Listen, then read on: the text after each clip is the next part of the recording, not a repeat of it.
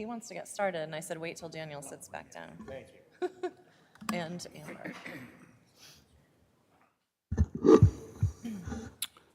Good evening, all. It's after 6 o'clock, the time for which this meeting has been called. The order of our agenda tonight is called to order, which I'm doing now.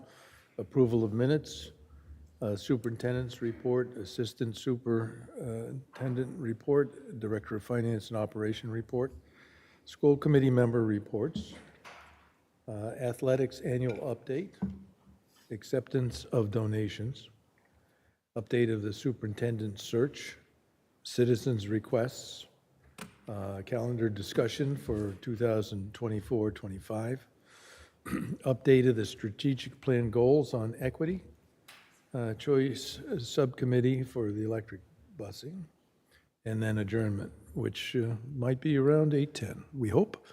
All those are able, please rise for the Pledge of Allegiance.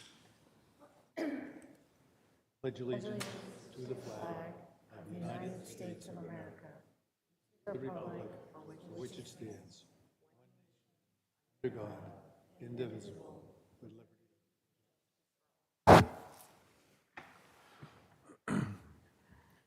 So the first item is approval of minutes from our last meeting of January 3rd. Is there a motion? I'd like to move to approve the minutes from January 3rd. Second.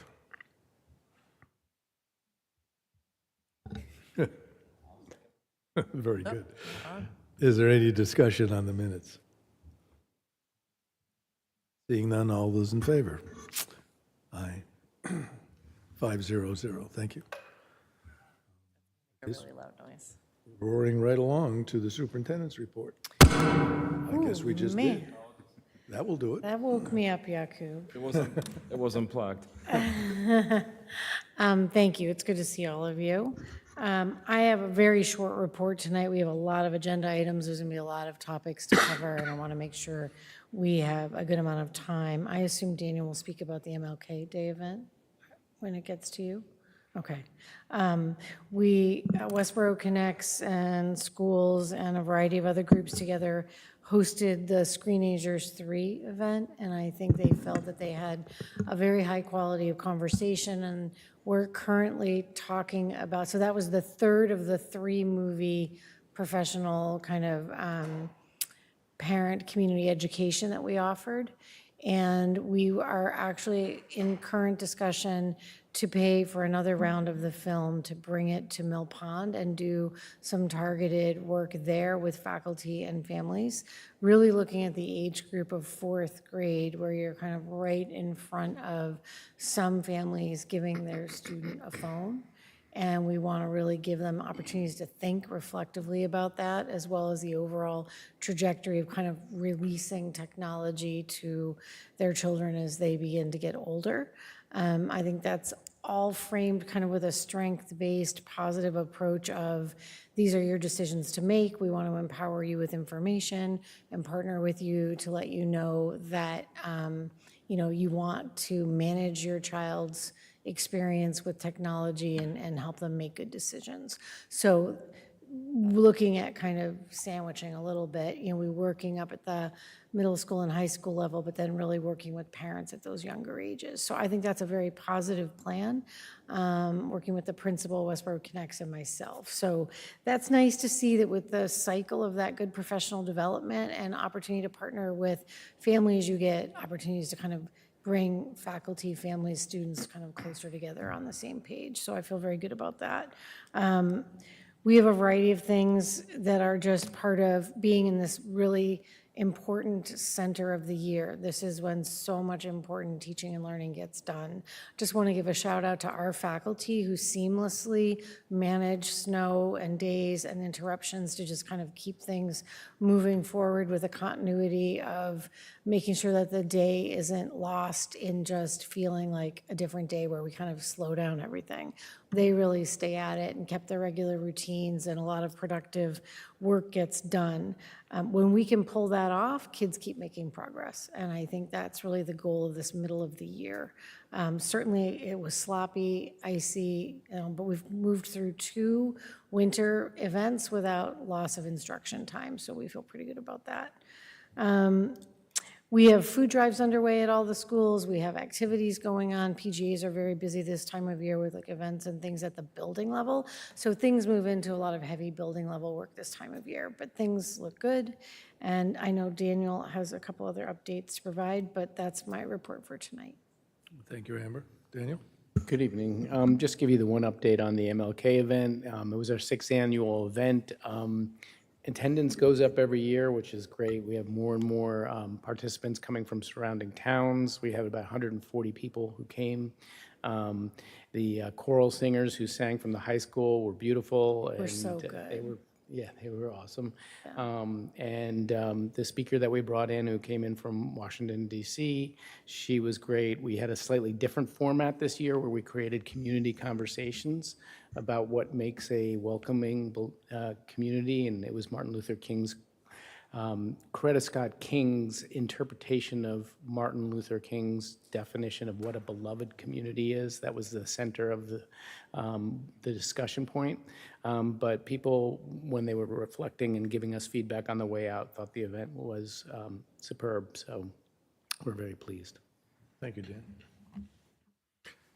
Ellie? So at the high school, we're getting ready for the start of midterms tomorrow. And I'm going to be working with the Gibbons Environmental Club soon to create a plan to educate Armstrong students on composting so we can reduce contamination in the compost bins. Good evening.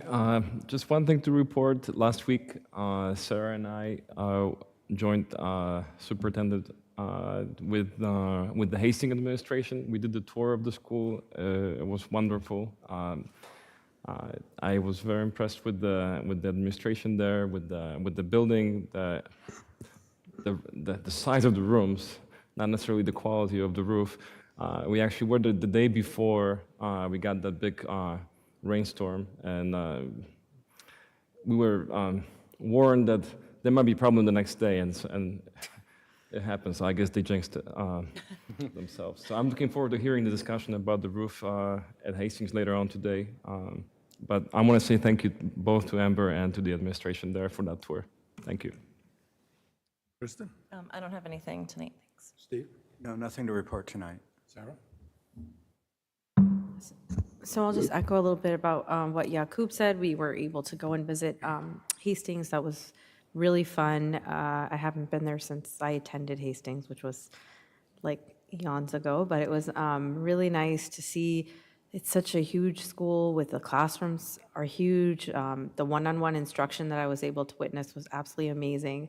I would not have expected that there was that level of instruction. I saw each room had at least three educators per, a classroom of special needs, all integrated children. So I thought that was really neat to see how well structured everything is there. We got to see the early childhood center. That was also really nice new building. We obviously were concerned about the roof, and we'd had a brief discussion about it, and then of course the next day all hell broke loose. And so now I am also excited to hear about what's happening with that. And that's about it. Thank you. Excuse me, and I was there just after the school opened, next day after the rainstorm, and I'll have some comments, I think, when we get to that on the agenda. So with that, we can move on to the athletics annual update. Thank you. So at this time, I would invite forward Levi to share with us the update. I'm going to open it up as well. Do you have it? Levi is our current interim athletic director, so I wanted him to have a chance also to be here with you and to present this annual report. And I will turn it over to him. Thank you for having me. I've been really grateful and really excited to get to do this work through the fall and the first half of the winter. As I was putting this together, it was kind of just a little bit like replaying the highlights. So to share some of the highlights for me, from my perspective in the athletics world, was we sort of expanded the facilities to cross-country. In the evening, they did a twilight relay. They weren't able to make a relay that they traditionally did, so we were able to do that. The coaches did an awesome job putting that together. We turned the lights on for them in the evening hours there, and they dressed up. It was around Halloween time, and they had a ton of fun was had by all. We expanded homecoming a little bit to sort of make a doubleheader, football and then a girls soccer feature event in the evening. And then outside of that was just seeing a lot of community use in general.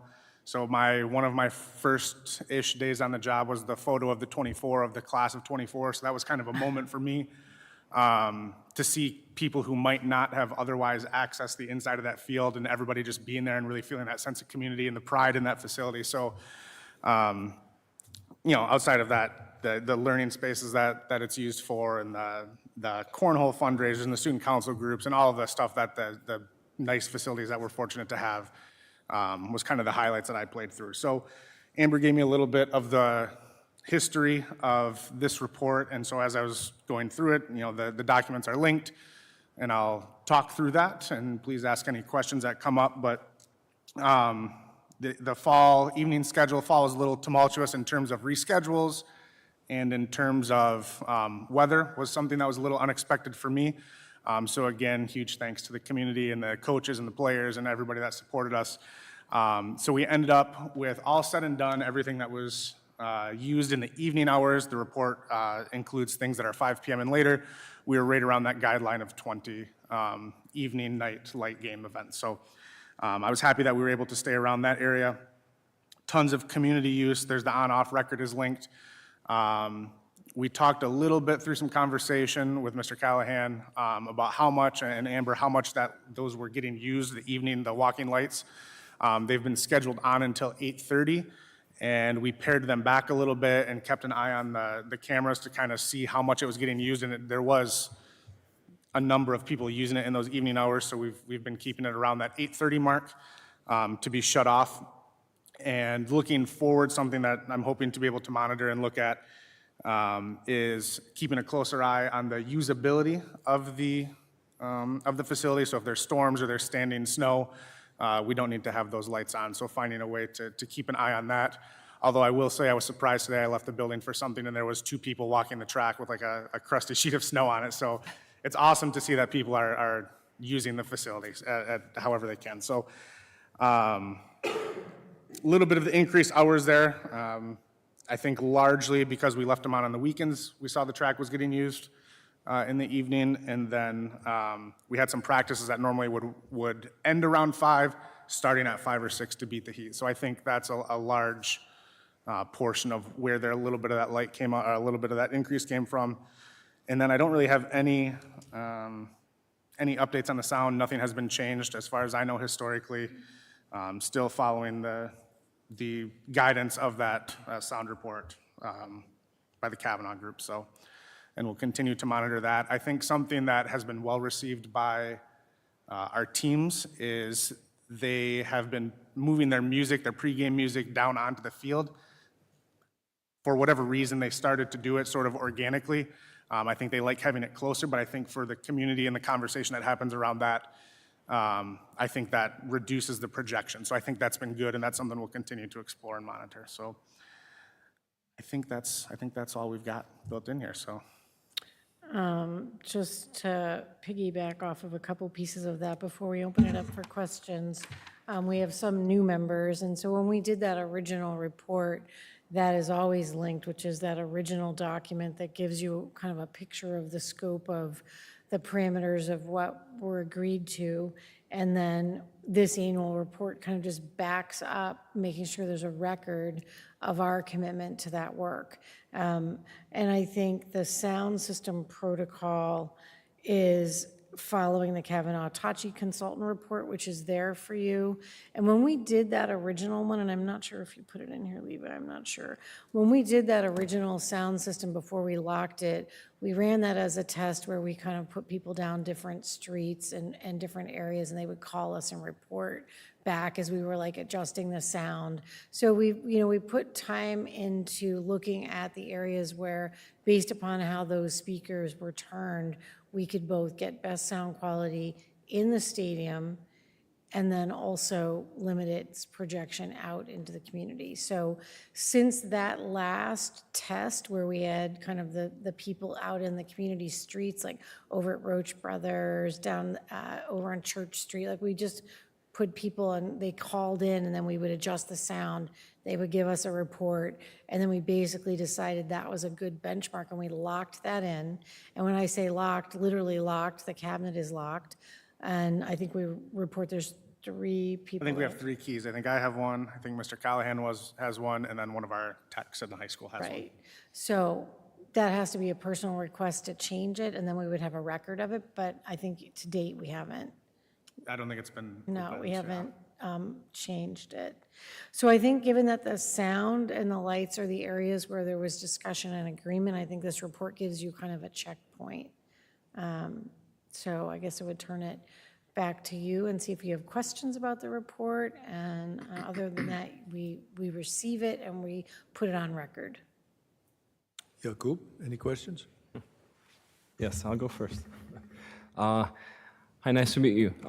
Well, first of all, I appreciate all the detailed reports about the lighting and the sound. I think you took a lot of diligence, or the whole team took a lot of diligence to track it, because there have been a lot of comments from the community about both usage and the noise level. So I think this is a great data point. I have a question. If we could show the on-off record lighting.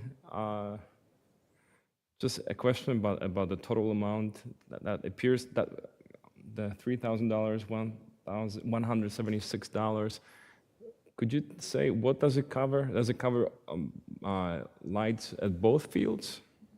So we only have lights on the one field.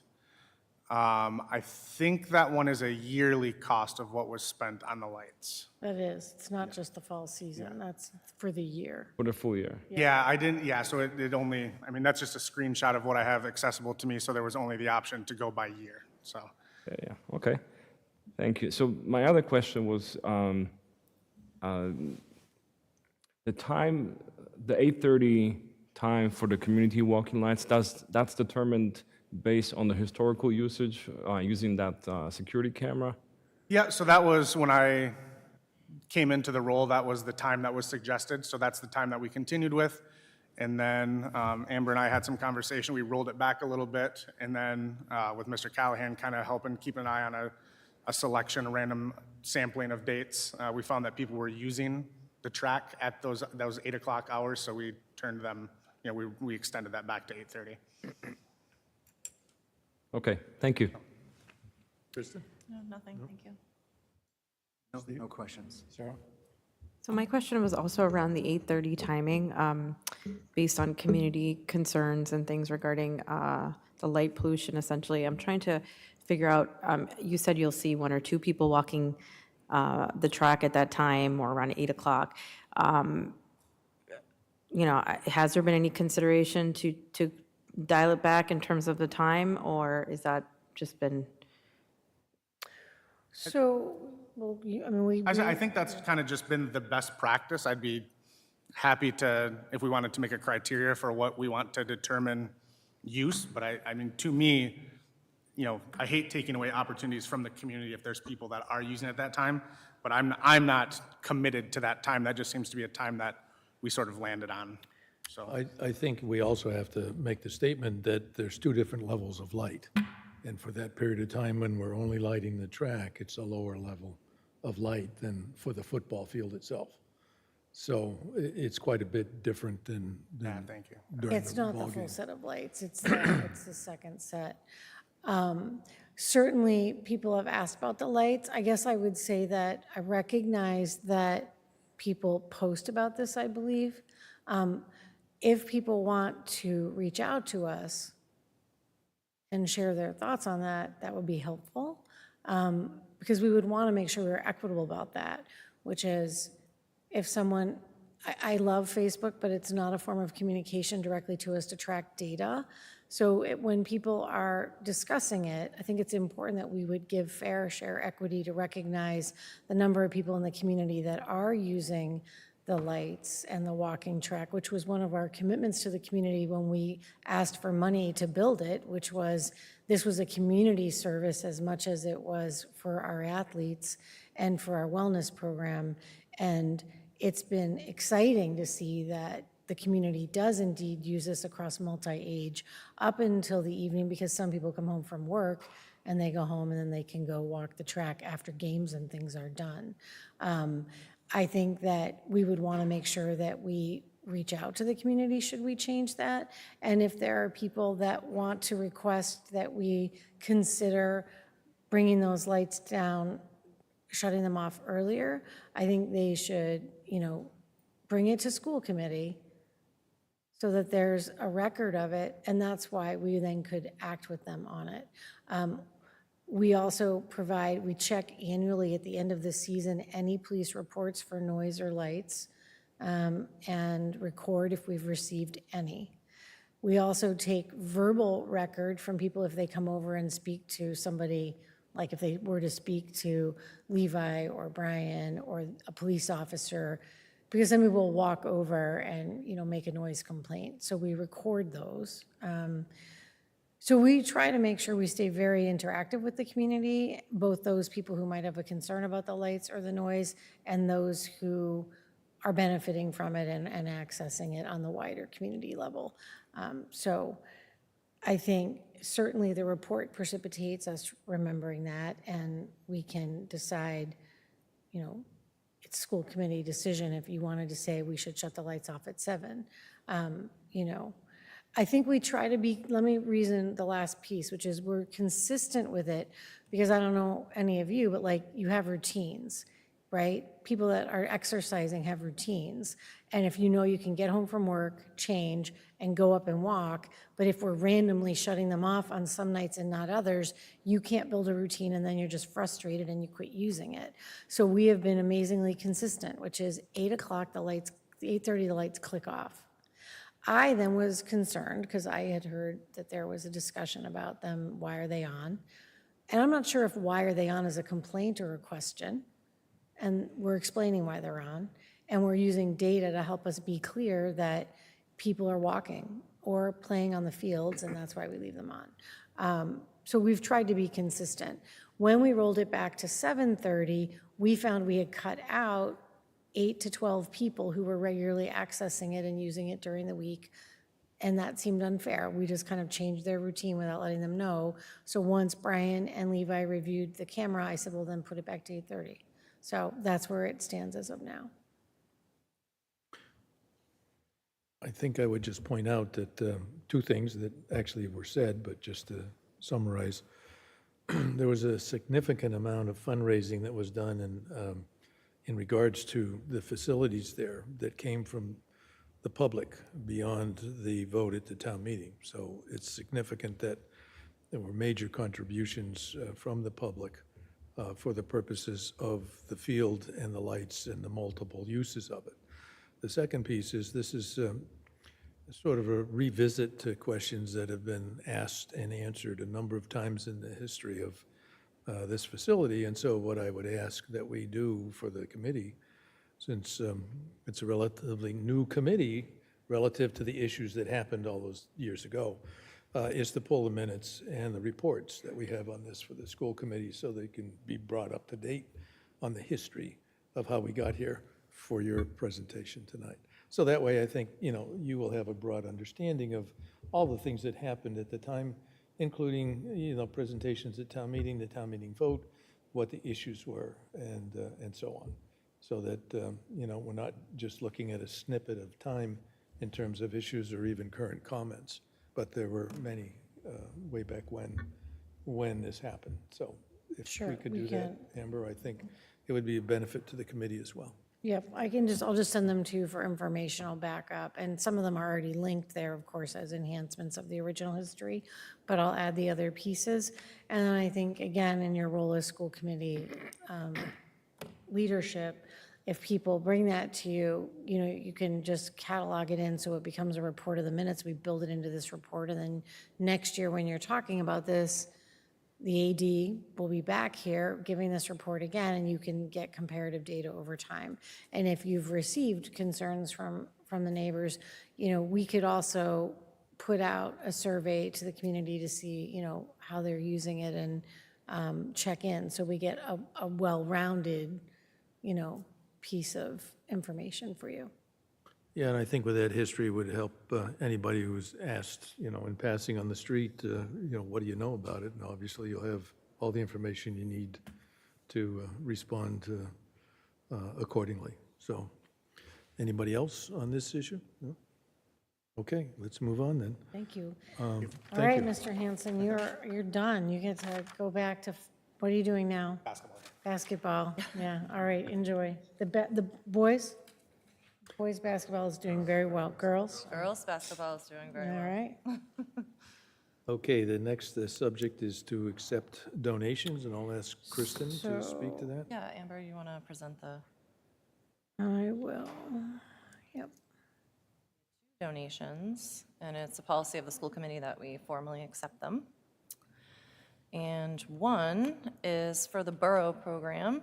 An anonymous donor made a $5,000 donation. And so we thank them very much, and I would make a motion to gratefully accept the $5,000 donation to the borough program. Is there a second? Second? Any discussion?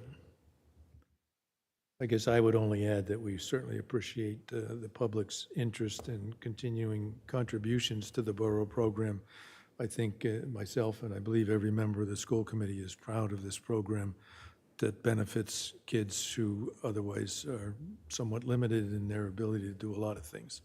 So with that, I'll move for a vote. All those in favor? Aye, 500, thank you. And that is targeted for paid employment when they're working during weekends and off-school hours. So those employees are receiving a paycheck for that work. So we're really pleased to see us kind of getting to that level. Great. And then the second donation is an anonymous donor made a donation of a piano for Gibbons Middle School. The piano has been appraised at a value of $18,000, and it is definitely going to come in handy for the fine arts department there at Gibbons. So I would like to make a motion to accept a piano as a donation for Gibbons Middle School at a value of $18,000. And I'd like to second. Is there any discussion? I just want to use this opportunity to say thank you to both donors. These are both very generous gifts.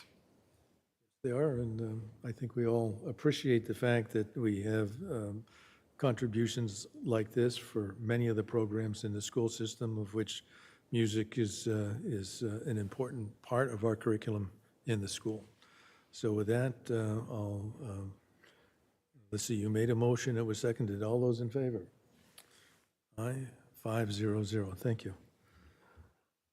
Okay, now it's a subject matter that might have brought everybody here tonight, and that's update on the Hastings School roof repairs. Okay, tonight this is a verbal update, and I know that Daniel was trying to gather some photos. Did you see in that spreadsheet that the photo envelope's up in the corner? Open that. I have the spreadsheet, If you want to, yeah, I mean, up in it's that. not in particularly usable No, but form for getting if the you full. want to cover that while you figure it out, I can talk for a minute. But if you go up in the corner of that document, there's actually, over on the far left upper corner, there was a folder I clicked on that had all Yeah, the there's a folder photos here. there. All right, and if you want to open a couple of those, we can pick and choose. So let me just begin by saying this is the beginning of it's a verbal report to begin a discussion regarding Hastings Elementary School. And as Yakub and Sarah said, we had toured that day. We spoke about the roof. I'm going to give you some memory points of trajectory, and then I'm going to begin the start of a proposal. The target here is that by your next school committee meeting, we would be able to start to have an organized action plan, and I'm going to step you through what I think needs to happen to do that. So the first is an update. When we had the heavy storm and rains, I got a call about 2:15 in the morning from the fire people and drove over as the first responder that can get there the quickest, and walked through the door to Hastings to see about 6 or 7 tiles on the floor and water pouring like a faucet through the ceiling.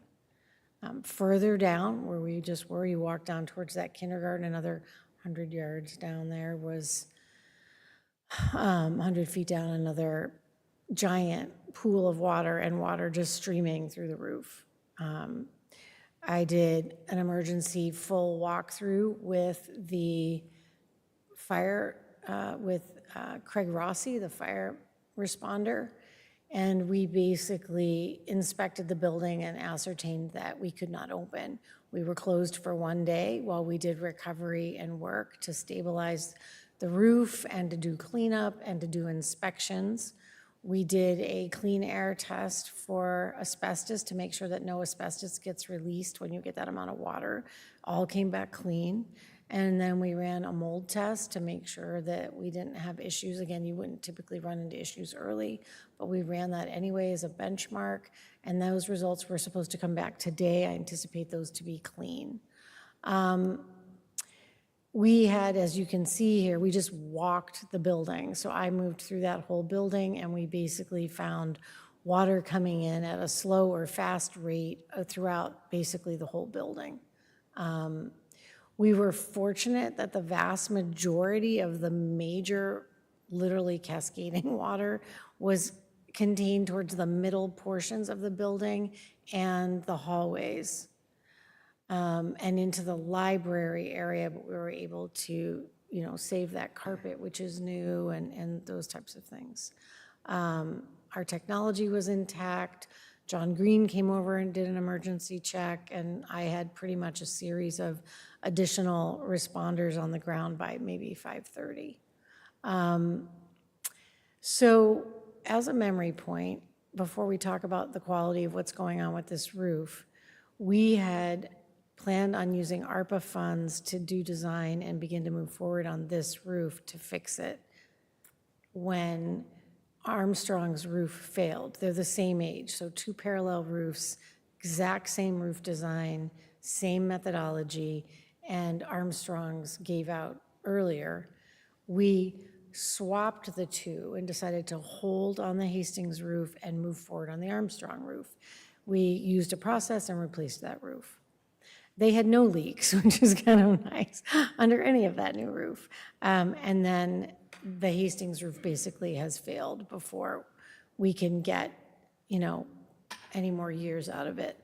So the issue and the situation at this point is this is a roof that is going to require an emergency repair. That's my preliminary recommendation based upon the amount of water coming in, the amount of breakdown of the roof rubber coat. So the issue is that that rubber is basically losing its waterproof capacity because the rubber just breaks down over time. So it's not like it's a leak you can patch. It's literally like the material itself becomes porous, and the combination of, 5 inches of snow and then all that water came on it, it held the water there until it just found its point of exit, which was literally just going through the rubber and then moving to the points where it could enter the building. So we had emergency repair come in. Our guys in that horrible weather went up and cleared that roof, got the drains open. The drains were open, so it wasn't like a failure of effort. The drains were open, but water just couldn't move to it because of the snow. So we were able to get the roof clear, and we did 2 days of emergency repair work with our roof people that come in. The rain we had on Friday, we left people on 24/7 on the roof and inside, and we had no new leaks. So that's good news in the sense that every time it rained, if that was going to happen, we would be in a super serious condition. The roof is considered at this place at failure. However, it's maintenance creeping forward until we can get it repaired. The combination of that, this is as they characterized it by the roof people, the perfect storm, so to say, of the snow and all that water at such a torrential fast rate led to this entourage of water. I believe at this point they think we can maintain, we will have leaks, we will have issues, but it's not like we have to close the building. We need to get the roof repaired, replaced. So again, I have, we've cataloged our photos. You can see this is how you do this. Like you open up an emergency protocol, you take your photos, you call your insurance, you call ServPro. Like we move through all the necessary paces. I just want to give a shout out to both Tony and Kelly for really good work, as well as our maintenance and custodial team. And they're going to keep doing what they do until we can get the emergency repair. So that's the process, the people, and the state of things. We will utilize the process we used before, which is to go for a DCAM override, which basically says it's an emergency failure. We categorize it. This is much worse than what happened at Armstrong even. So before we lose materials, we lost things, but if that water had come in different places into classrooms, we would have lost even more. We were very fortunate on the limitation of it didn't come in through the tech room and destroy all the tech material or our servers. So from that standpoint, we were able to get lucky, but you're going to run into all sorts of cascading issues that we can't just maintain. You're going to start to lose baseboard. You're going to lose materials. You can't just keep putting new tiles in that roof. It's not going to work. Like we're also losing all that tile material, and that stuff's not cheap. So then all of the time and materials, obviously an escalation where we've reached breaking point. So what we will do is we'll begin the DCAM process that's already underway. We have design on this roof almost at completion anyway because it's part of all the packages of work we were doing. We stopped design on that roof when we moved over to Armstrong. We've now swung back. We have GGD working to complete that design because you would need a design to go out and do the DCAM bid process. No need to go into the details of all of that. That's kind of mechanics, contracts, process. We've got people that know how to do that. They're working on it. I'm coordinating with them. We will complete that, but I think at this point, we have this meeting to do the overview. Your next meeting, I would be recommending that I bring forward a draft warrant article to you, and that we would add an article to do the emergency repair of the Hastings roof. There's steps we need to go through. I alerted Christy that we have a warrant article. The warrant is not closed until I think the second week of February. However, you know how we work on this. We are no surprises process in town, so those warrant articles have been cycling through discussion. So when you add an emergency article, it's going to be a process where we have to fast track the relational discussions with all those committees, the Select Board, FinCom, and the Capital Committee. So what I'd like to do is, after alerting you, I would want to move forward on the process of filing the DCAM and submitting a warrant article to you by the next meeting for your review and approval. That's where we are right now. I'll get a timeline from Christy, and we'll be able to call out to, I wanted to wait till I had this meeting with you. Then I'll put together an organized email that I'll share with you informationally, and then we'll send that to Christy and to the Capital Committee as a first step. And then at the same time, these parallel other pieces will happen. Anita, who's home tonight because she's had a long day, will be working right now on looking at all of the past warrant articles that we have utilized to manage the work at Hastings and to see if we have options to leverage. And it would be part of the discussion that I would bring back to you by the next meeting, like, what are our options to get this done? And, while we don't own the funding arm, we work very collaboratively with the town. And over the years, we've worked to put together packages of most advantageous ways to bring articles forward, combinations of free cash, borrows, reallocation of other funds. So there's a limited but proper set of options, and that'll be part of the discussions with those other groups. So that's a fairly succinct, I hope, verbal update for you. And by the next meeting, you'll be seeing things in writing. You'll get a draft article, you'll get a memo that would propose ways we could move forward in terms of funding and the timeline for some meetings. Between now and then, I might need to have some meetings. I'll keep you updated on those in terms of like the Capital Committee or FinCom or Select Board. If we can get in front of them for an update, I think we should just keep fast tracking as many conversations as possible so that there's no surprises for people. So I guess at this point, I would open it up to discussion and take any questions.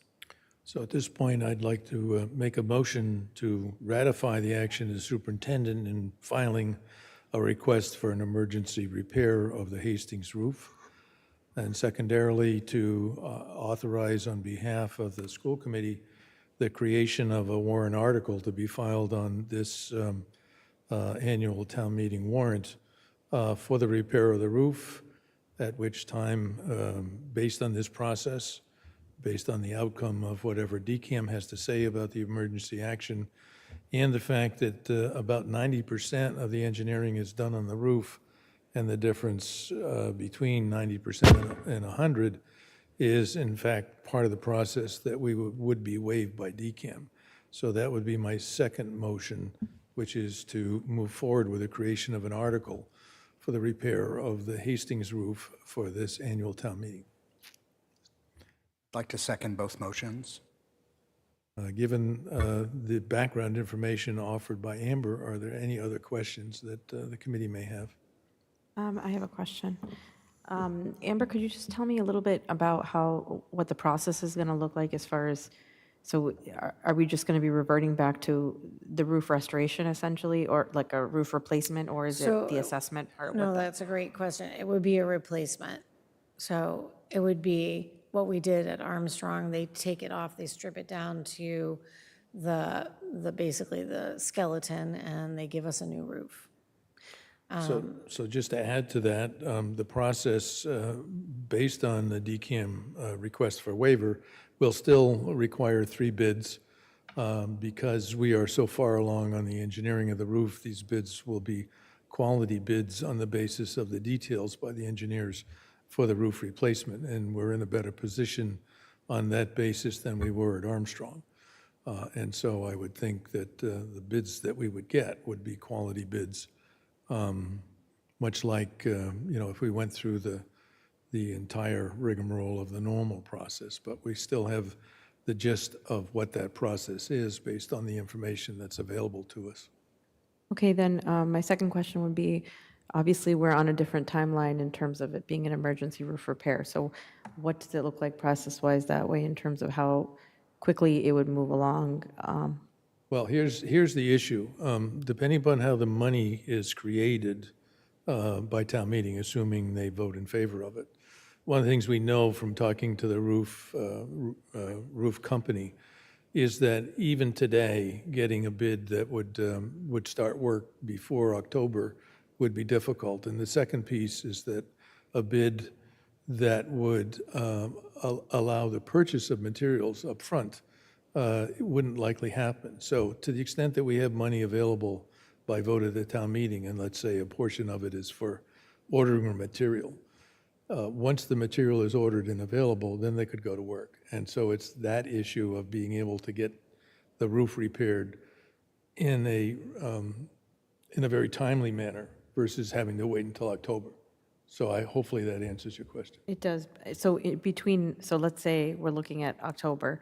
Between now and then, you're saying that it can be maintained, and what is the maintenance involved? No, I have no choice. We'll have to do what we can. So maintenance is emergency calls to the roof people to come in and patch. It's getting our guys up there regularly to cycle through and look for any errors. It's getting leaks cleaned up quickly in the interior. It's protecting materials on the interior. It's just, time intensive and labor intensive.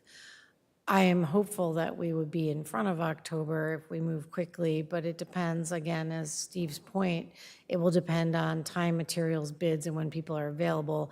I think it could be advantageous for us to front the materials and bring them on site such that we can go as soon as we have people willing to do the work. So we've learned some strategic ways to move more quickly. We got lucky with the Armstrong roof, and I think we got people and we got a bid and we went and we did that one like April, May, June. It was, tied up by August, I think, when we look at that timeline. But we'll be prepping timelines. It's part of what happens through the bid process, and we'll just keep you updated on all of it. Yeah, what I was trying to suggest in my discussion is that if we vote money available at the time that the vote is taken and we order material, we could very well start on the roof repair in June. Okay, and that's the best scenario. Without the material, nothing happens. Okay. The other thing that I was just going to say is I would assume then that we have to make sure that for any future snowstorms or anything like that, that we probably have to get ahead of it and get the snow off the roof. Yeah, I mean, based on what you're saying. yeah, no, I mean, of course, we're going to be doing everything we can to maintain it. We're all invested in what it's going to take to kind of move along until we can get it repaired. You can't shovel the roof in the sense that the material is too soft. So when you get up there and you start shoveling that stuff, you also can break down the material more, it causes problems. So it's strategic, like there's a balance between shoveling pathways for water to move to the drains and then getting stuff off carefully. And, they're leveraging all the things they know, and we work with people that are knowledgeable about the roof to help us strategize the best way to maintain it. So the emergency repairs that were done on the Thursday and Friday appeared effective to be able to give us some good news that on the next rain, we didn't see leaks, and we'll just do the work we have to do. Yeah, everything turned on the fact that the drains were blocked by virtue of a ring of frozen material around it. And we have that potential exposure for whenever we have say, a snowstorm of some significance.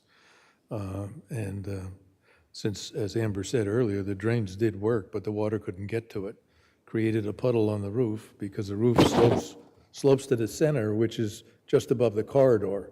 And that's the reason why the corridor got most of the water. So the issue is we have to do whatever we have to do to keep it from ponding on the roof while winter is here. After that, the maintenance that we've discussed in terms of the patches would still work until we could get it fixed. But we can't wait any longer. It's pretty clear if you have this kind of event that happens again, the amount of material damage within the building it would all have to be replaced eventually. And at this point, we've kicked the can down the road long enough to know better. And so, part of the reason why I was there the next morning was, number one, to try to figure out what the event was and why it was different than the past. The second is to understand what's at risk if we don't fix this roof. Anybody with common sense would say now, well, how many times you gonna play the Russian roulette up there? And my answer was absolutely not, and that's the reason why we're here talking about it now, for the rest of the town to understand that this is a significant risk for us to play roulette any longer. And so my effort here, as well as with Amber, has been to try to organize this process so we can get town meeting to consider it, vote enough money in the beginning so we can buy material and be ready for when any company could come to work to fix the roof. Can I make one last question? You can ask as many as you want. With respect to the damage that has happened, it looks like, well over 100 some tiles have been either basically are junked now, right? And they'd had to be replaced. There's no concern that given that, the knowledge that it's a failed roof, that the insurance or anything would create any issues with covering the cost of the damage or anything like that, right? We file claims and we'll get financial reimbursement for damages we can prove. So yes, they won't pay for the new roof, but they pay for the damage. So yeah, we're already working on that. All set? Yeah. I have more Jacob has questions. a question. Just two quick questions. If we do vote for this bill, to this article to go on a warrant, will that impact the bill that's already there for Hastings, the ADA? Will these projects? I mean, we'll obviously offer the article to the town as another article, but before we get there, there will be recommendations made by the Finance Committee and by the Board of Selectmen, as well as the crafting of where the money comes from.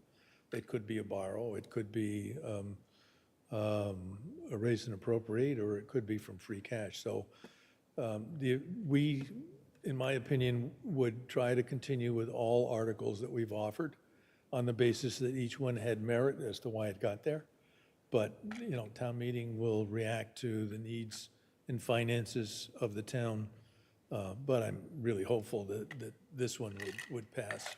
And the ADA, so the DCAM emergency process overrides and can come in front of the ADA work, because that's, you know, that's where we've been in this kind of cycle where until we make those repairs, we can't do the HVAC and the roof and the other stuff.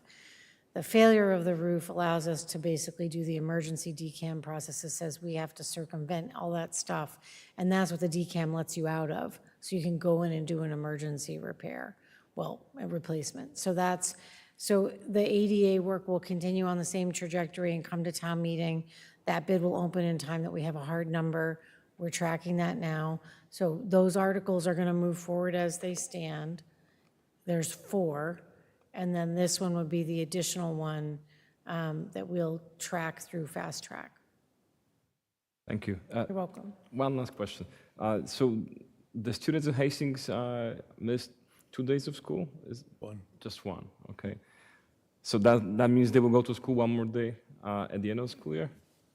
So we haven't figured out the intervention for the time yet. There's always a set of opportunities to look at ways to mitigate the time, and Daniel and I are looking at that now. It will come to you for a vote, but we probably, you know, are going to kind of like, we're watching weather too. So he and I started discussing it, and we'll probably bring it to the next school committee meeting, a proposal, but, you know, we're waiting to see. They do have to make it up. You can't just let it go. Yeah. So there has to be some makeup. I mean, last year, the high school went 2 or 3? 2. 2. So, you know, we did have, Hastings had been closed years before, and we did another method of making up the days. We like dropped something, and so we'll bring you a proposal. Okay, thank you. Okay, we all set? Have we voted on those yet? No. All those in favor of those 2 motions? Aye. Sarah's like, what did we? Sarah's trying to remember what it was. No, I remember, but I was. So I believe it's 500. We're going to push the vote till when we actually have the article, but I guess Yeah. this was a Yeah, motion this to have, allows put it forward. from the perspective of the school committee, for Amber to prepare the article Yes, and begin discussions with whoever needs to know what the merits of this would be as we go forward. Obviously, it doesn't become an article on the warrant until the school Yeah, committee and so- votes. yeah. So, That just tells me to keep working. Thanks. I got it. I'm on it. very good. The next item on the agenda is update of the superintendent search. On that, yep. Kristen? So the job posting for our next superintendent closed this Monday on January 15th. And from the time it was open till the time it closed late on January 15th, we received 34 applications. The search committee met today to review the resumes and determine semifinalist candidates for interviews. The interviews with semifinalists will take place on January 30th and 31st with the search committee. And following these interviews, the committee will recommend final candidates for the school committee's final consideration. On Tuesday, February 6th, the finalist candidates will be invited to the district for school tours and meetings during the day. And then we will plan an evening forum where the public can come and hear them answer some questions. Questions for the finalists will be collected ahead of time, and more details about this day will be coming soon. And then on Wednesday, February 7th, the school committee intends to interview each of the final candidates at a public meeting that will begin at 5:30 p.m. Deliberation on who the school committee might hire will take place following the interviews during our public meeting on February 7th.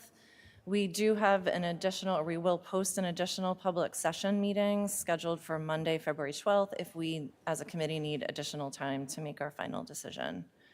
And if a vote is taken at the February 7th meeting and a final candidate is identified for the job offer, then we don't need that meeting on the 12th, and it will be canceled. The final candidate forum And school committee interviews will be live streamed on Westborough TV and open to the public.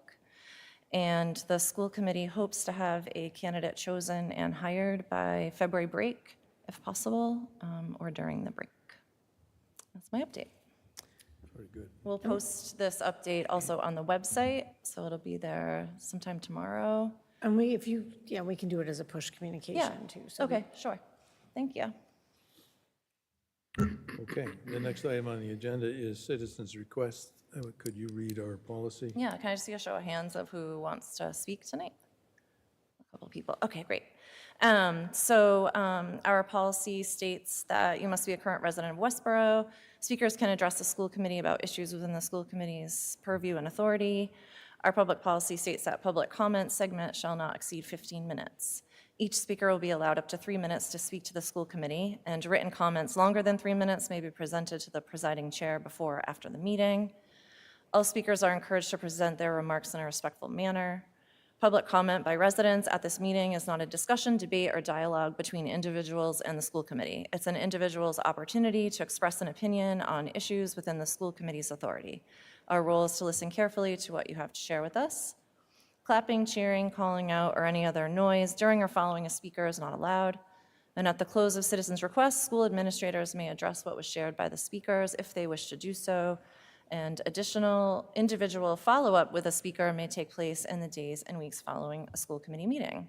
And when you come to the microphone, just state your full name and street address. So our normal policy is we start first row and then move backwards, my left to right, going forward. Please speak.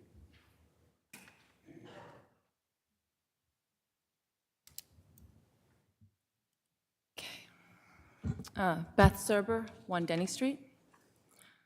Later this evening, a presentation will be given covering updates to the Westborough School Department's process for handling of hate speech. Filing a 51A report to DCF will be mandatory under the new process. A 51A opens a family to an investigation by a state worker to evaluate their competency as a parent. I've prepared the following statement in response. Can I just say it's factually wrong? It's just wrong, that there's no requirement to file a 51A. It's indicated on the slide that there's mandatory reporting. So There's no- instructors there's in the no re- classroom. There's no requirement. You may want to stay for the presentation. I printed the presentation. just let her make her statements and you can Yeah, at provide this that. point, But I'm just that comment's correcting the record. been made, but complete your presentation. Absolutely. We have entered an age in our society where the greatest ill is that of harming someone's feelings. We have correlated the level of emotional response to perceived physical harm. You do not possess the capability to correlate hurt feelings with the imminence of severity of physical violence. This line of thinking perpetuates victimhood and undermines lessons in resilience. You do have a responsibility to provide an environment safe from physical harm. You also have a responsibility to administer corrective actions towards students engaged in deliberate psychological torment over other students.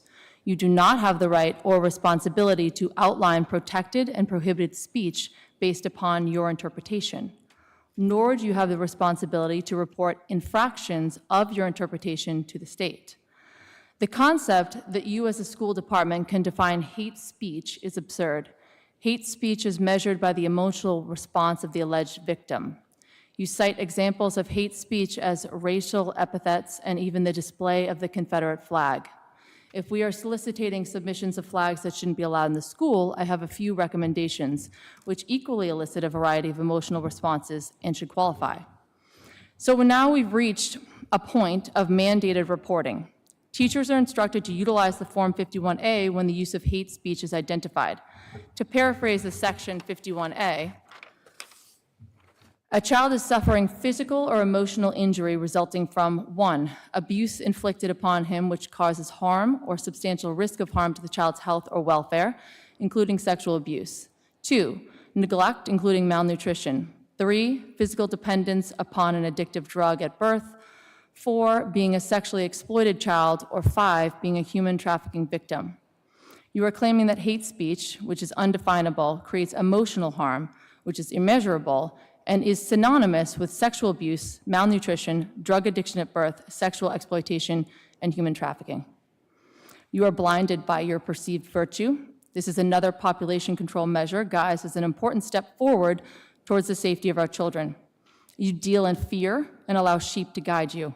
Instead of conversations of physical security, emergency preparedness, and emotional resilience, we waste our time with your impotent measures which erode our civil liberties. Thank you, comrades, and may I be the first person for whom you draft a 51A. I would like to ask the administration to address that because that is not true. Well, I think, again, thank you for your comments and reading the packet, but I do believe that the presentation in and of itself will be clear that when we do it, we did a professional development day where we gave teachers examples, and the example we used was the clarity with which they respond to 51As.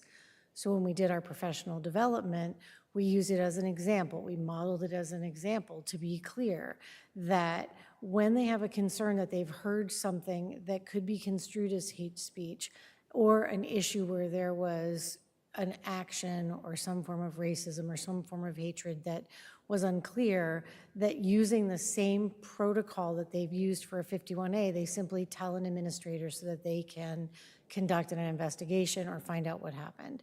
But what we wanted to do is be clear with faculty that we have two pieces, which is when you look at the protocol, when we go through it, which is everyone needs to have a state of awareness and that we all work together to create a safe, inclusive, and caring community. And when, as an example, in the past, faculty, because they're absolutely clear on the parameters of 51A and understand the importance and repercussions of them, to just say, with that same clarity, if you come across something where you have a question that you heard hate speech or there was an incident, don't try to resolve it yourself and let people not know. Do the work you need to do in the moment and make sure that you report it to an administrator so that we have a record of our work and a clarity of the safety of our environment. I have immense confidence in our faculty, and I think when you see we'll do the presentation, what we wanted to do was create continuity. And so we feel very good about this work. I think it'll help us. You see, I look forward to sharing the presentation with you. And I do want to affirm with clarity on the record that we are not handling these things or filing 51As around these incidences. That is absolutely not true and not how we are approaching this. And that's what you'll hear when we do the presentation. I want to add one piece to it is that there were instances where teachers have handled situations where there's been some hate speech, and they may have handled it in totally appropriate ways, but if the administration doesn't know about it, we feel that that's something that's not okay. So that's part of what we are clarifying. We were saying, if you have something that happens within your classroom and you handled it, we need to know about it. Right. So we said, treat it like don't make a decision by yourself, which is part of the mandated reporting concept that's under a 51A. So to make it clear to them, we were saying, just don't make a decision without telling us about what happened. And so part of that is because we want to be able to document how big of an issue we have, where, how often, what kind. We'll talk more about it when we do the presentation, but I feel good about the implementation model that we have thus far, and we look forward to sharing it with you. Thank you. So, thanks. Thank you. Boyd?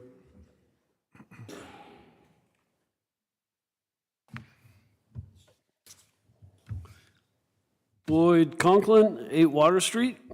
Hello, groomers. This is Vivek Ramaswamy with slight modifications. Patriots across the state, we are in the middle of a war in this country. It is not a war between black and white. It is not between Democrat and Republican. It is between the permanent state and everyday citizens.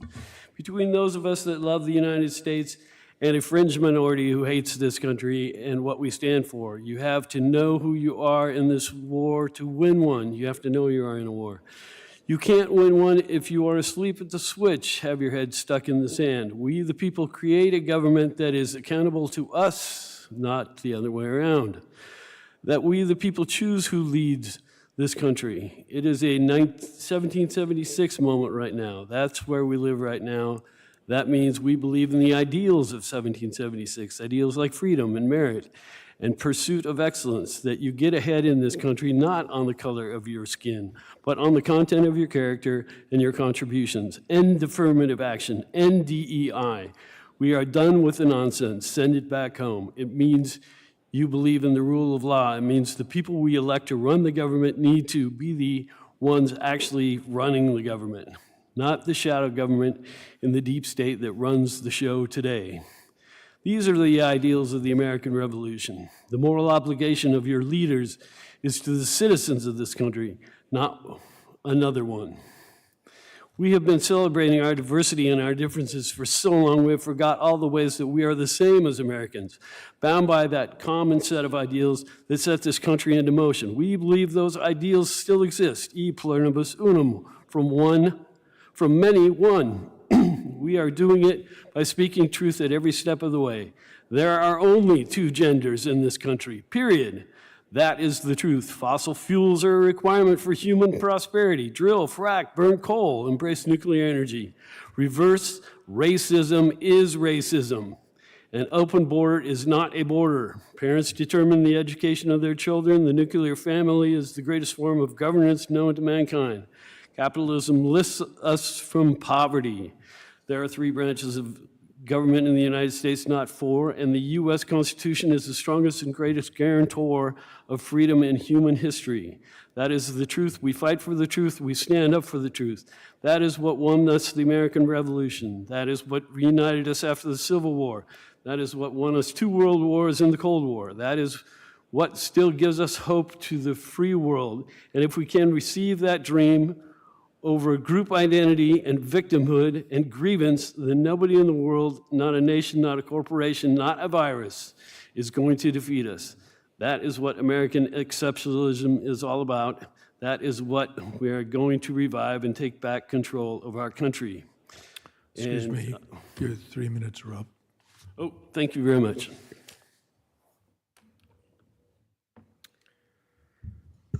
I don't think there was anybody else. Is there any? Okay. Actually, there is somebody else.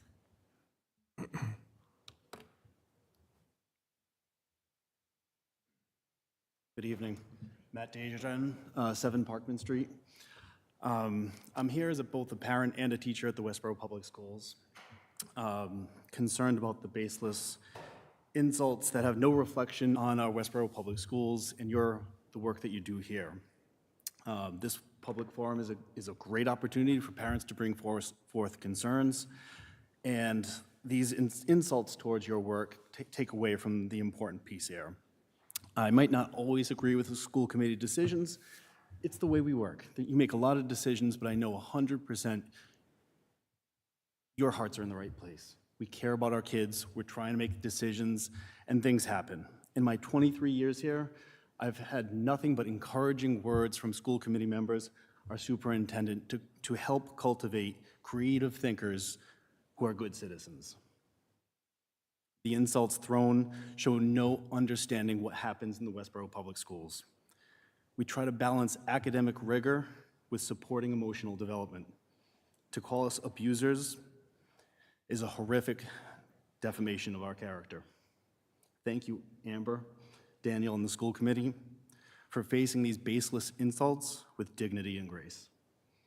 The attacks on you and on us are hurtful, but they come from a very vocal and extreme minority group in town. We appreciate all your work and support. Thank you. Thank you. I have one, can I do a summation? Yes, please. So just one point, I do want to acknowledge, I think when people are watching, we always clarify because I think watching extends the audience, which is lovely. I just want to be on record that we continue to stay in relationship with everybody who comes forward to the school committee to speak. We had an hour and 15-minute plus meeting with Mr. Conklin, who's already left, and with Beth, who has done a really great job to stay and listen to all the pieces, and I appreciate that, and several other colleagues that came with them, 2 school committee members, a department head, and Daniel and I, and spent time talking and answering questions and acknowledging areas where we could share ways to improve what we do. And we had areas where we continued to have very different perspectives, but it was a respectful and thoughtful conversation. I respect their right to come here and continue to voice their thoughts.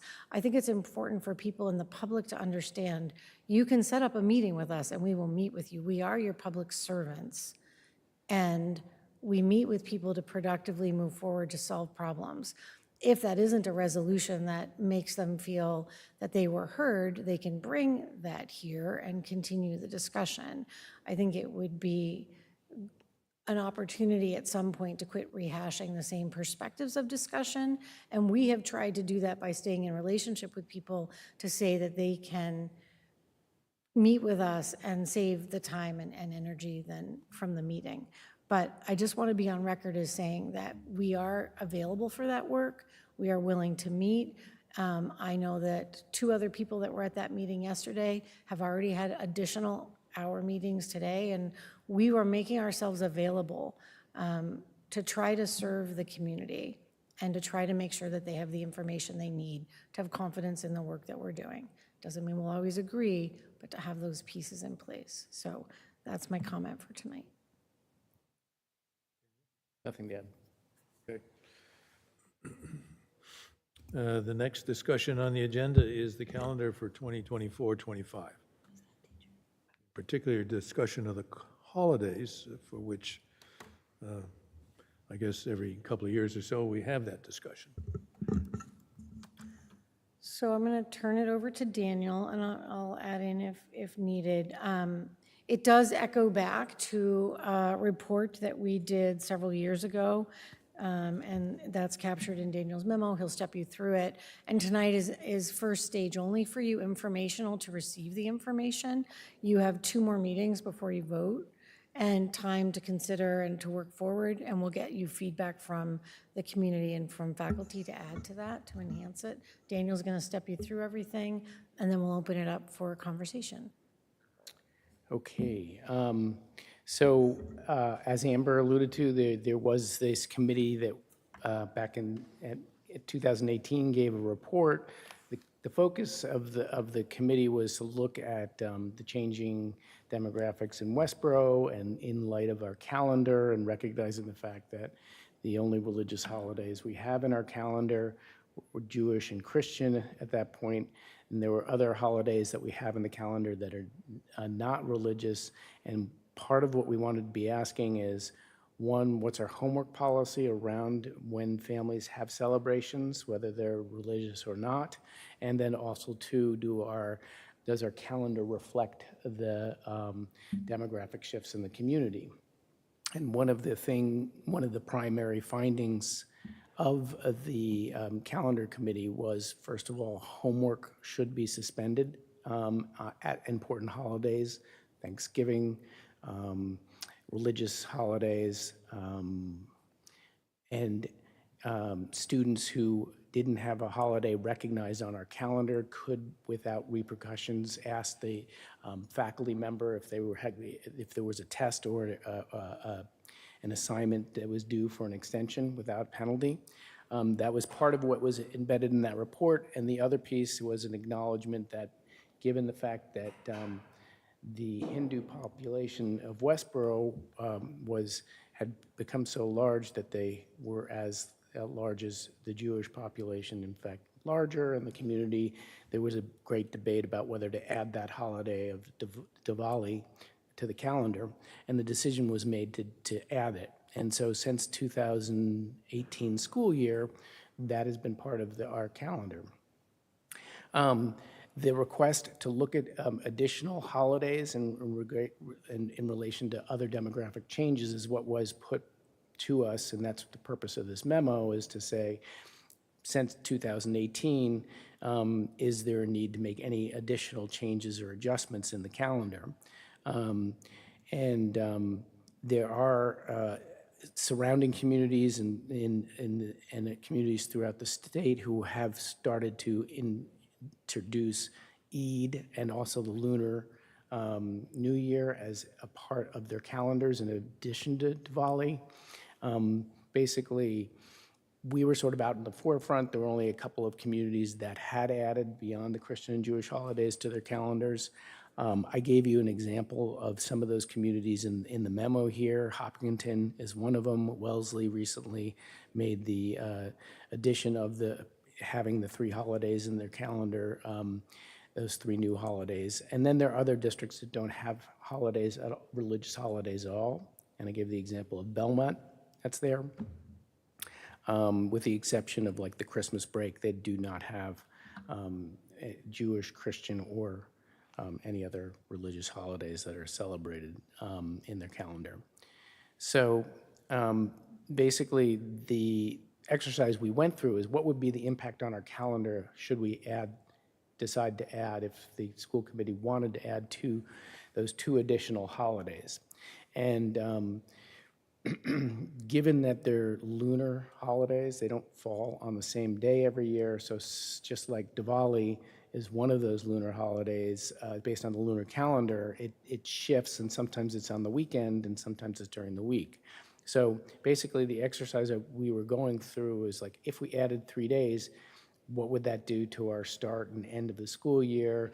And are there any adjustments we could make in the middle of the year, recognizing that we might not want to open earlier or close later? So that's sort of the trade-off when you add holidays.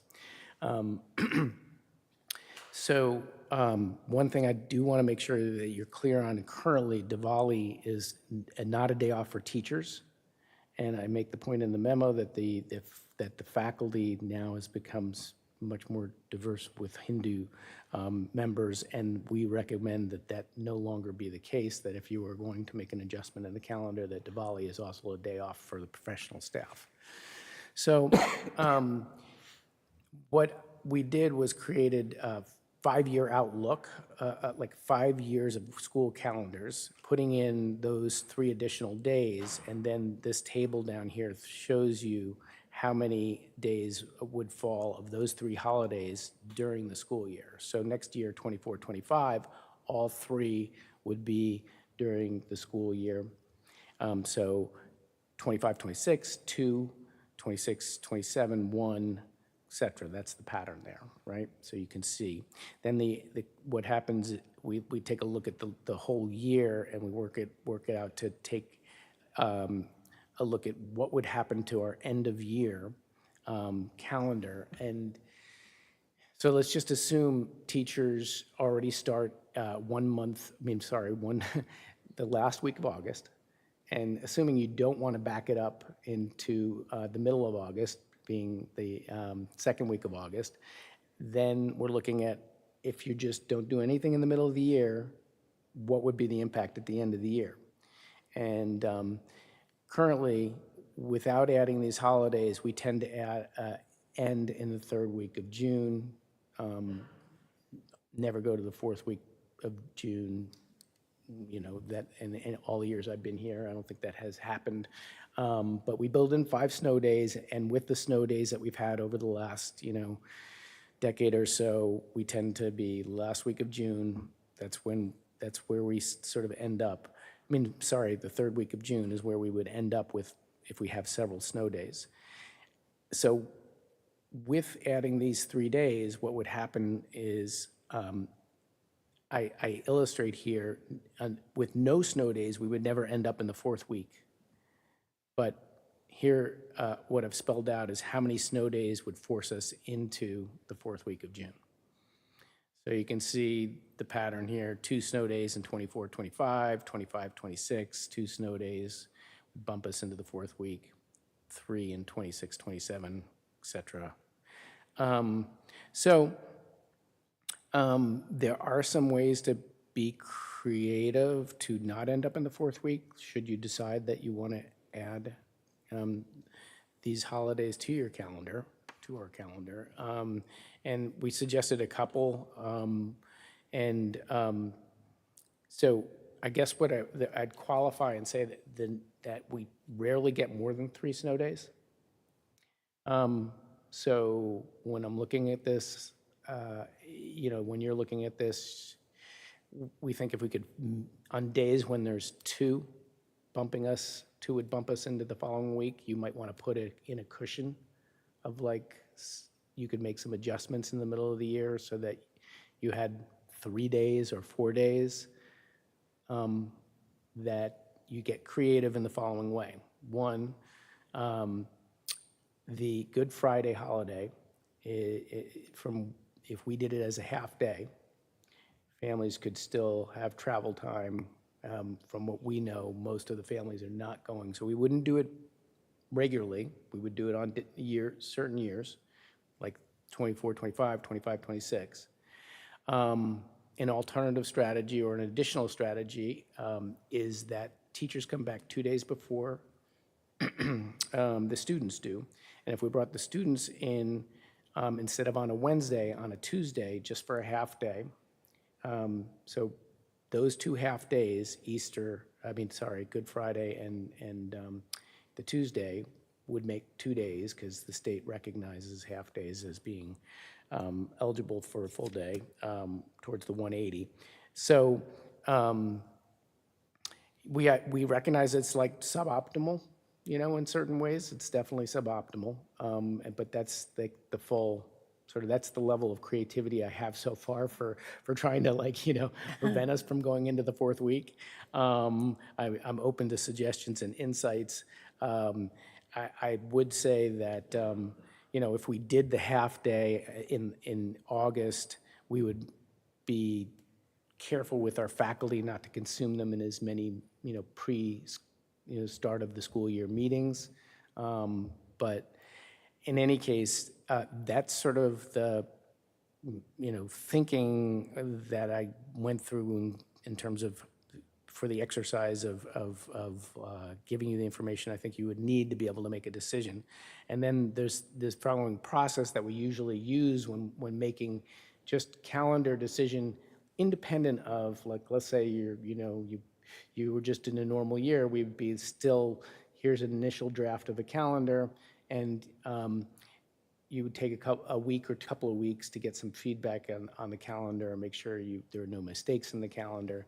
So now you've got this added piece in the mix here, and so here's a timeline that Amber and I worked on in terms of putting out a survey to the community based on the memo to get some feedback, at faculty and families, that then your school committee could hold a discussion at the 31st meeting at the end of the month, and then you could take your vote in February. So I'm now open for questions. And I would, thank you, Daniel. I think it's a good process, and I think we actually mapped out the calendars for you. And so for people listening, you don't have to do that work. Like, you don't have to get your calendar out and start trying to figure it out. When we push the memo out to families with a brief survey question and to faculty, we actually have all of the calendars rotated following the potentials, so you can see that and you can think about each year. So it has a beginning and the end date. So that's why we took our time to put it together for you, because it gives you a 5-year snapshot of calendars. I think that you have some nice options here where you could maintain the quality of how we start and end. One of the things Daniel didn't put in the memo, which is just worth noting, it's not just that we mind going into the 4th week of June. It does impact camps and internships and work. We have a lot of students who spill out to very specialized events. We have faculty who run camps, who travel and work doing other things, or who really take that week and renew with family before they come back. We have people that attend the Shrewsbury Institute. There's a lot that goes on right away, and the Shrewsbury Institute is a PD for faculties where we partner. So there's a lot that happens in the summer, and it can throw off the schedule for not just families, but for us in the summer if we get into that 4th week. So I think it is something to avoid, and I think we've given you some options to consider to do that while you also look at potentially, successfully adding those days. So informational as of now. We can take questions. I don't think you want to get too in the weeds on this now. I think you should look at it, think about it. Our next meeting, we have a big chunk of time to talk about it, and we can answer your questions individually, and you can ask some now if you want. So Personally, I think the pushing this out to the community and their comments is primarily what I would want to see in terms of the impact of these 3 years' worth of schedule that you've shown, where the end of school would be based on the parameters of the memo. So I would think that's quite informative for the school committee before we do anything else. That would be my thought. Any comments, Sarah? Yes.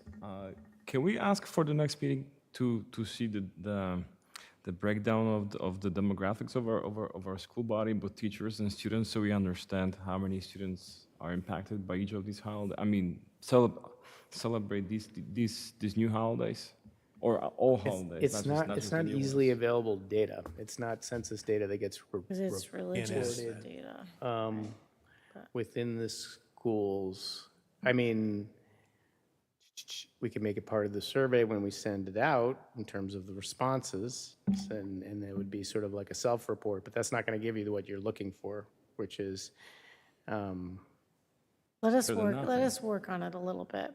Okay. I think if you go back and you read the old report to the original, I shouldn't call it old, but read the original.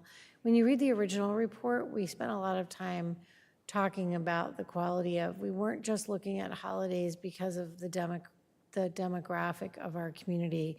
We're thinking about it in a holistic value of the experience of recognizing that the number of people in a community shouldn't necessarily then dictate, all of those decisions. Sometimes the parameter of what was required of the holiday also had impact. So in looking at that report, I think it kind of would outline that frame of thinking, and then we'll see what we can do to pull any information we can for you.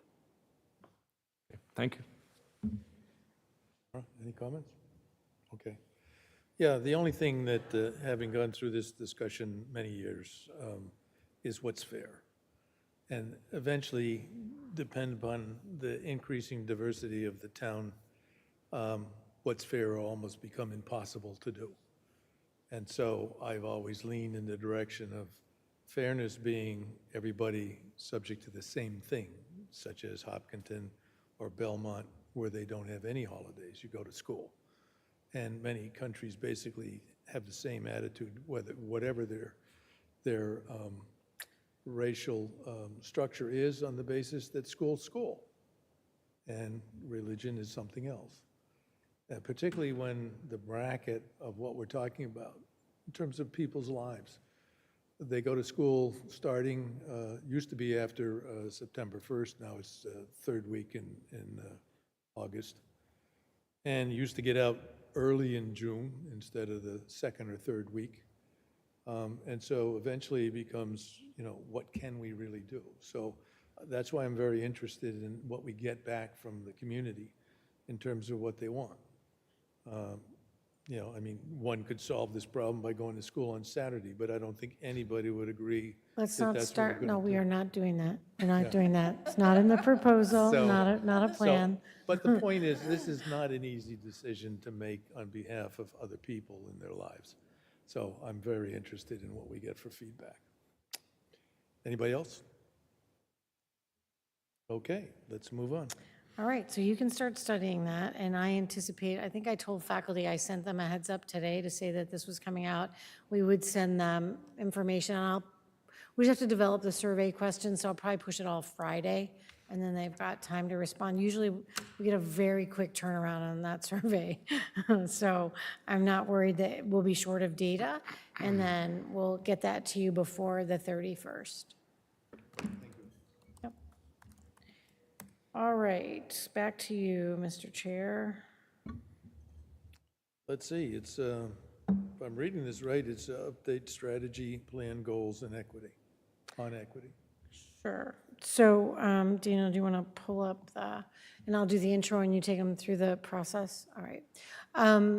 So the strategic plan, which I have a mid-year report getting ready to come to you at the next meeting, which will highlight our work on the areas of the strategic plan that we're developing this year. Some have multiple years of goals on that. We're in year 2 of UDL, and we're working on a whole variety of topics, but that will be given to you specifically at the next meeting. But because we've had a strand of comments and discussions at school committee regarding the process of how we report and record and how we manage issues of hate speech, we thought it was important to do this on public record, so I kind of lifted this strand out. So this is a snapshot of what is embedded in the mid-year report on the strategic plan, but tonight I'm highlighting this piece to you because we've had questions about it. And we had committed to come back in and continue to look at that. And so I wanted to just highlight to you a couple pieces. You see there in the memo, that's the language from the strategic plan and the target goals that we were working on. And midway through the year, I have two areas I want to highlight to you. First, professional development for faculty, sustaining opportunities for faculty to continue to learn and grow in their knowledge and working information around equity and how it impacts their work and how they can meet the needs of all students. And we provided this year, we attended last year and checked it out and looked at the robustness of it and made a decision that it offered good quality PD to our faculty that extended their knowledge. And we had, I think we had 40 plus people that wanted to attend the course. There's a lot of active interest in sustained learning by faculty. We're sending 20 people to that this year. So one of the strands of our work to maintain a smart, capable, knowledgeable faculty and practices that support all students, I feel like the professional development arm of that strategic work is going well. The other part of that was to make sure that we could have more intentional practice and communication with staff and families. I think we felt like internally we had a set of good practices that we were using around how we manage when a faculty member or a student or somebody experiences an issue of hate speech across a whole spectrum of what that represents.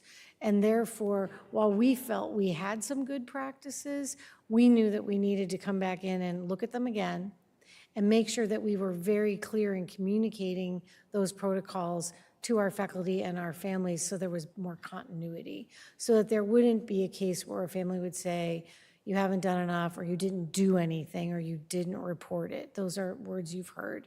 Similarly, we get feedback from staff in our staff surveys that we don't do enough, we don't follow through, and we don't record, and what happened when we reported this to you. So there were gaps in both places, in what families felt we were doing, and they came here and shared their feedback, as well as what our faculty reported to us, that there were gaps in understanding around how those pieces were being managed.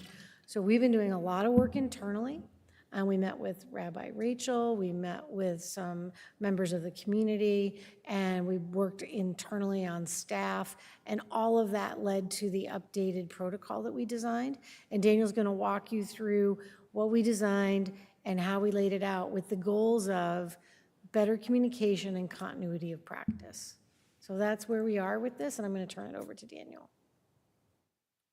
Okay. I've outlined a summary that gets at the presentation that is embedded here, and I think it's best for me to walk through the presentation to be clear. I gave you a hard copy of it, but you can refer to the memo for the summary version of it. So this presentation that we put together summarizes the work that Amber and I and the leadership team have been doing for the last couple of months around this issue. And Amber did a good job of teeing it up and explaining the context.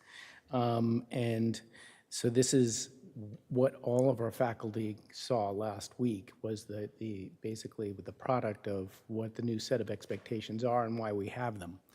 And it's important that they, and you understand we have protocols in place. We have had them in place for a very long time.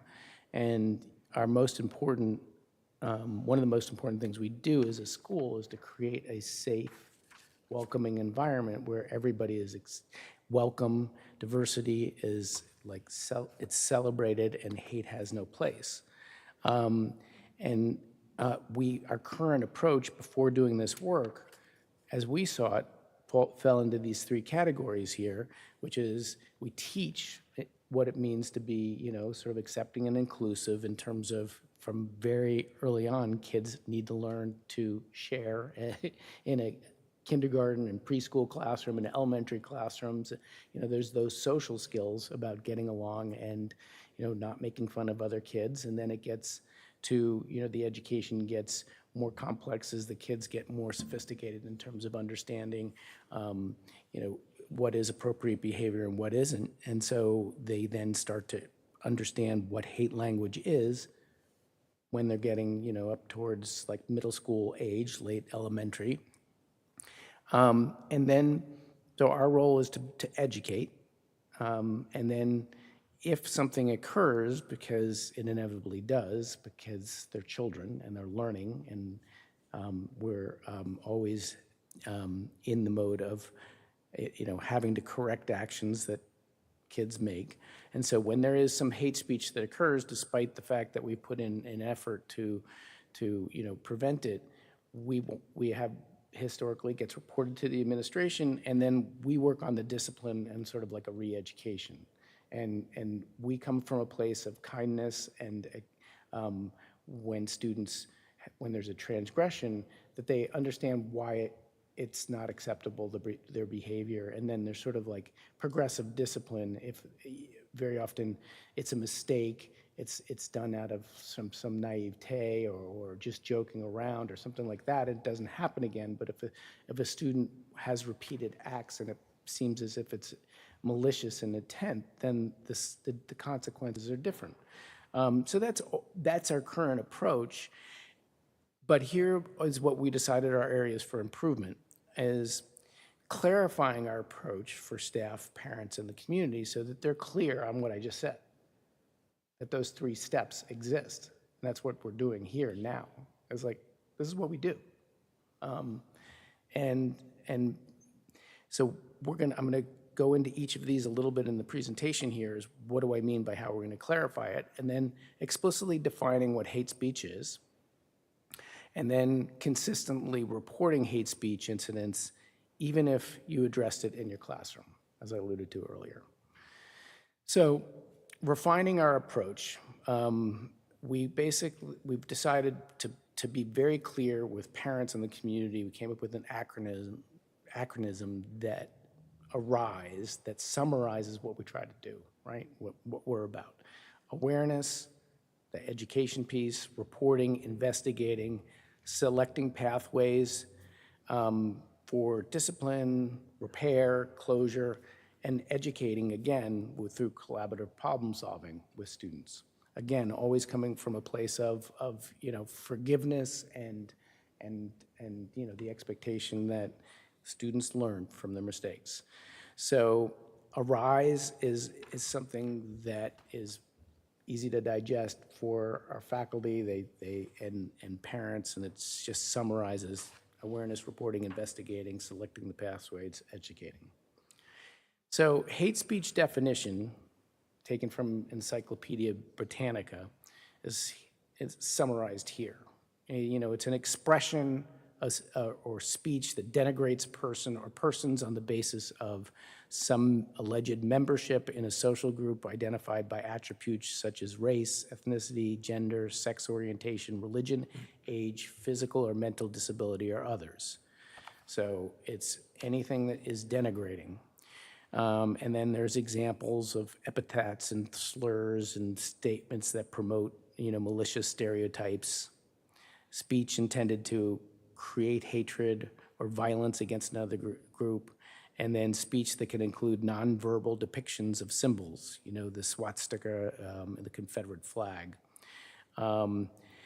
So having a definition is important for us to work off of, so we're clear. And then the mandated reporter piece and the analogy to the 51A is here, which is we ask that you use the approach.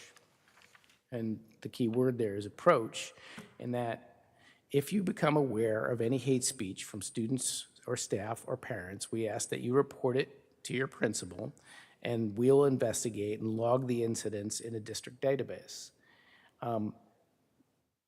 that lets us understand what is happening in our schools, what kind of language, and it's not a reporting mechanism so much on particular students. Students' names are not put in this database. It's basically what happened, where did it happen, what was the, hate speech that was seen, and then what was done about it, how many people were involved, and then the school administrator at that point would debrief with the teacher or staff member that reports it, and then decide whether or not anything else needs to be done. But they're in the know at that point. We're in the know in central office. How many times, I didn't say this up front, but people understand, you guys, that social media has made this into more of a problem than it's been in the last few years. It's just, there's an uptick.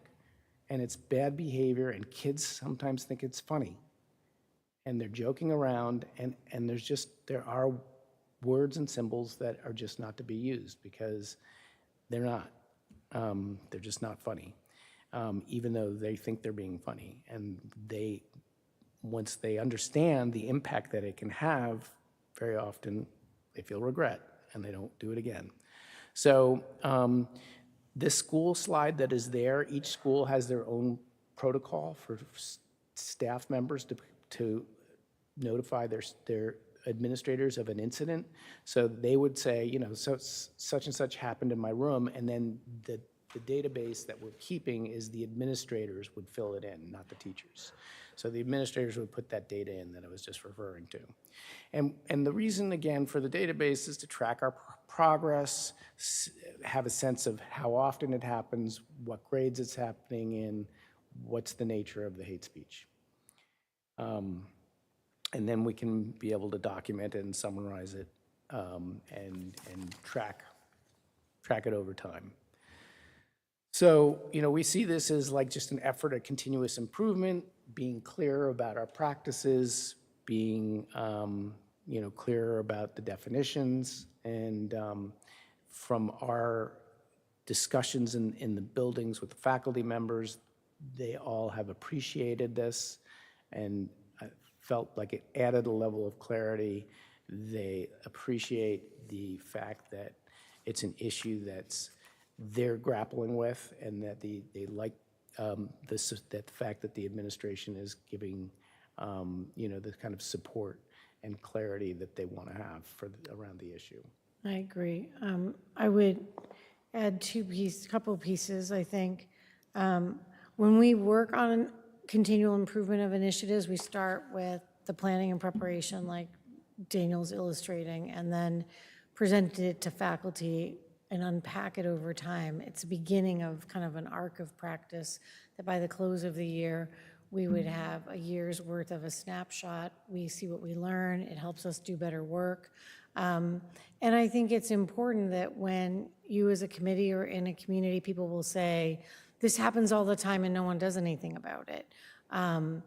We can say, like, you have to report it. And that's for families as well. I mean, I think oftentimes when we look at these pieces, it's important to recognize that this is as much for us to say, actually, it feels like it's happening a lot, but when you look at it, here's the areas where we have any real concern, and here's how we handled it.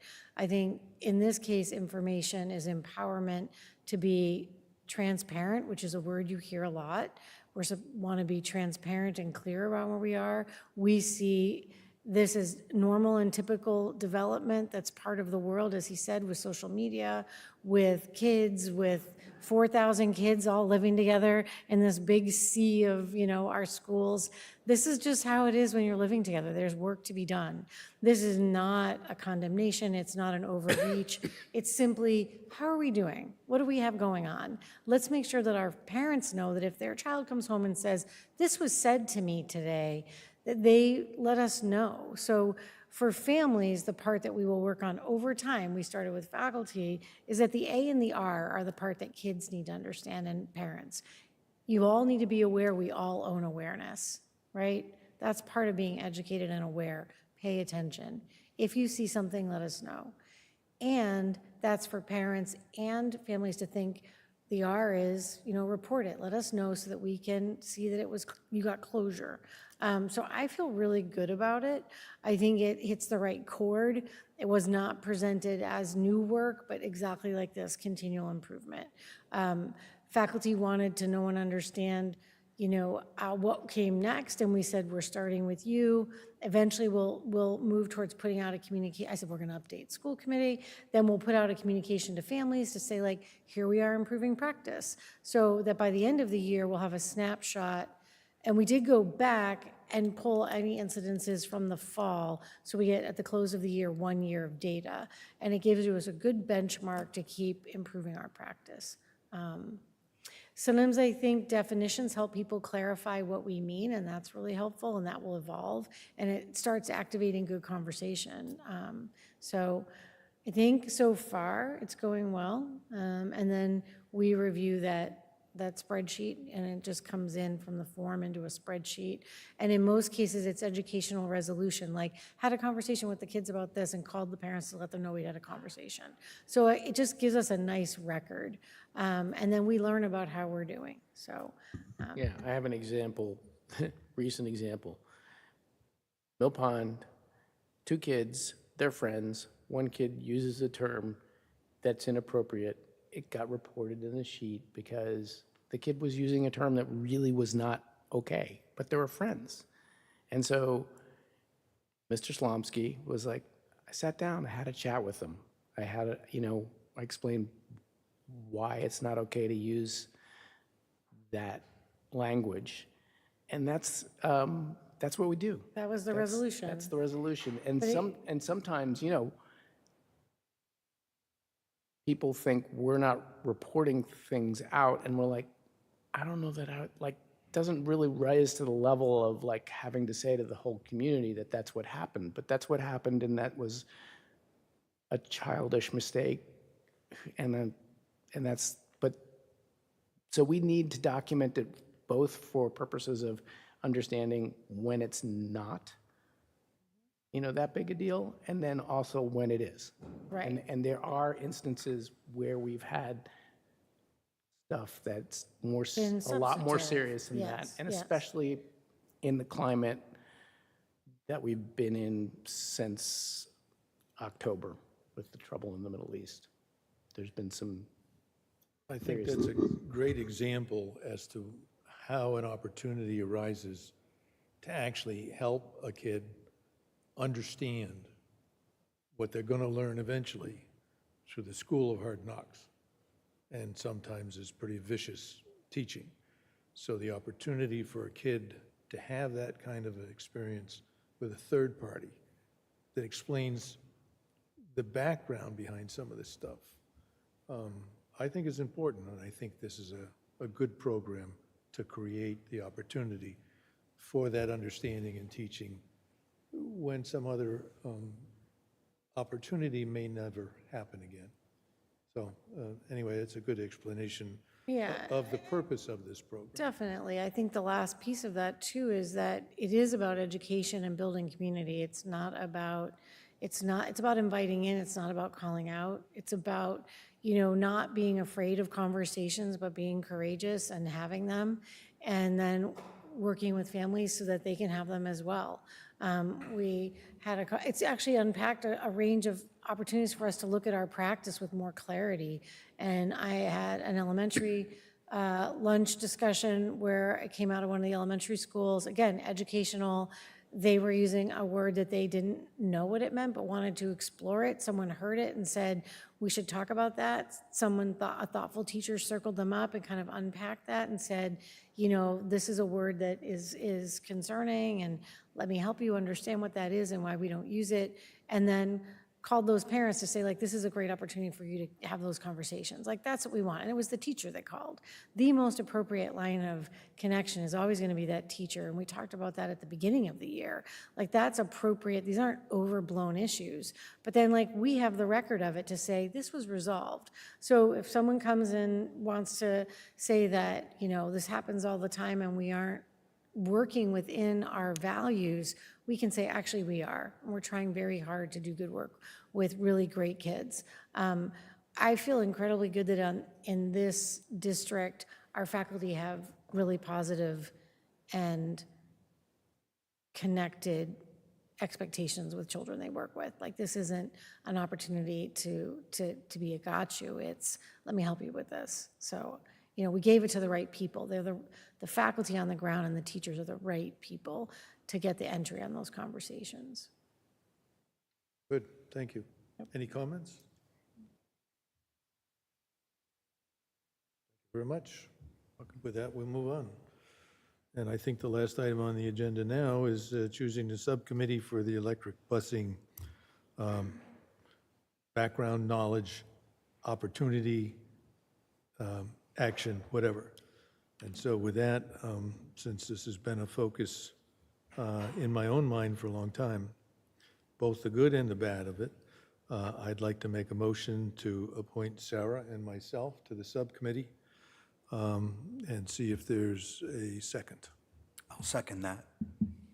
One of my thoughts on this thing has always been, there's always a cause and effect to many things that are good, and this could very well be good. We had opportunities in the past, not necessarily to go this far, but to not only improve the environment, but also, I think, potentially reduce cost, and we missed that opportunity. So my interest in doing this is to learn as much as we can and find out the timeliness of a decision. Many things in this program, particularly over the last 2 years, have changed in terms of the viability of this program. For example, a couple of years ago, there was a federal grant for which some communities in the Commonwealth, they had to be a city actually, were given the opportunity to begin the process of getting electric buses. They offered the buses, I think Boston, at $800 and something thousand. Well, if you have to replace them every 5 years, that's pretty wicked on a town like ours. So before we jump into anything, it's always been my philosophy to find out as much as we can so that when this comes forward, that we have real answers to whether we want to do this or not, or what our opportunities are. Is it timely now, or should we wait? The latest discussion that we had was that now the buses might be offered to us for $340,000, but they can't go everywhere. So now we need standby buses to take us the other places. Again, all these things cost money, and without the knowledge of all opportunities, we don't know necessarily whether or not we, the school committee that would make this decision, would have enough information. So I believe that Sarah is interested and would work, as you know, she's also the member who represents the committee on the negotiations for buses. So that brings in the financial as well as the opportunity. Anyway, with that and with the votes, did we vote? No, we didn't. All those in favor? Aye, 5-0-0. And with that, unless somebody else has other comments, I would move that we adjourn. I will second. There you go. All right, we thank you all for coming. We thank you for being here through a long meeting. And I think in my own case, it was, as they say, educational. So thank you all. Thank you.